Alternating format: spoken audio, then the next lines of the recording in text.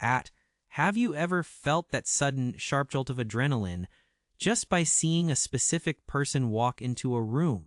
That intoxicating mix of butterflies and pure panic is something most of us know all too well. Having a crush is a total emotional roller coaster. It can be the highlight of your week or the reason you're staring at your ceiling at 3:00 a.m. While everyone's romantic journey is unique, we've noticed a specific pattern that these infatuations usually follow.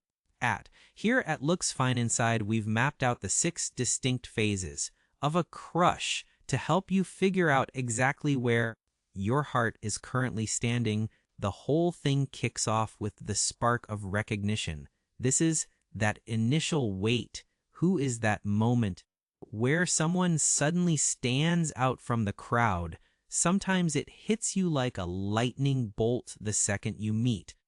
Other times it's a slow burn. You might have known someone for years as just a friend, but then a single conversation or a specific look changes everything. You might try to fight it or tell yourself you're imagining things, but once that romantic gravitational pull starts, there's no turning back. You've officially entered the gravity well of a new attraction. Once that spark is lit, your brain goes into full detective mode. You start craving information like it's oxygen. Suddenly, you're deep diving into their digital footprint, scrolling through old photos, and checking their music tastes to see if your souls are actually compatible. You want to uncover the layers, what makes them laugh, what their secret ambitions are, and whether they prefer dogs or cats.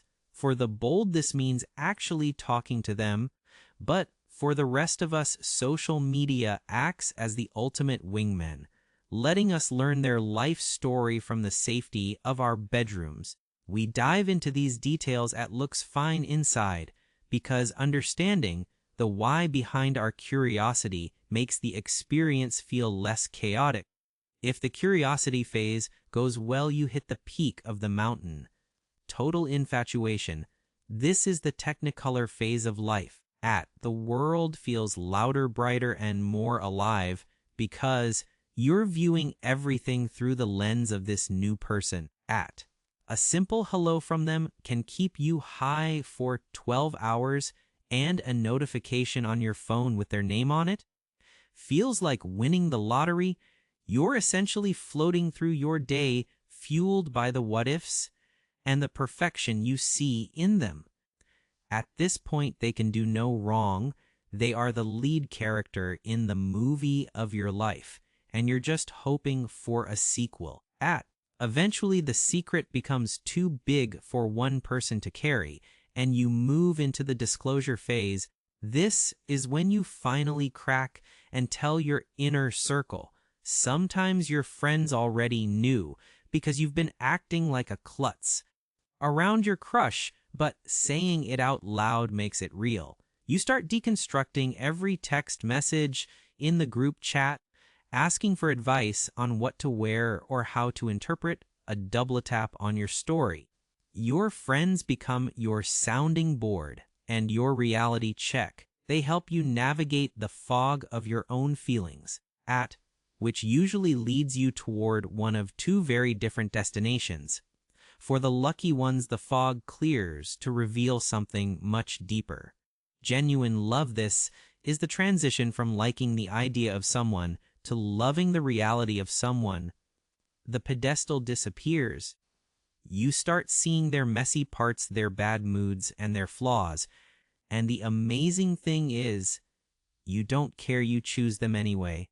The obsession settles into a comfortable, warm connection. If they're on the same page, you've graduated from a crush into a partnership, which is the ultimate goal of the journey. However, there's another path this takes, which is the cooling off period.